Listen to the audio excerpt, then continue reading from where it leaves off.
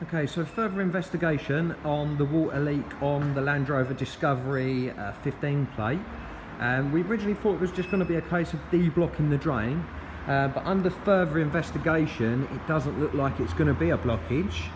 So basically what I've done is I've put a guide down at the top of the sunroof drain, which comes down here, which then exits out through here, which there's a little hole there, and then from that hole it then obviously filters out the car. The problem is the pipe between the sunroof and this section here has a problem with it. And if we just quickly go in here, obviously I've got all the carpets back because we're drying it out at the moment, just sucking all the water out. And this is the little culprit here. So this one goes on the pipe for the sunroof. And as you can see, it's just corroded and split away. So as you can imagine, obviously the water's hitting that bit there and it's just obviously pouring straight out. So that obviously corresponds with the water coming straight down here.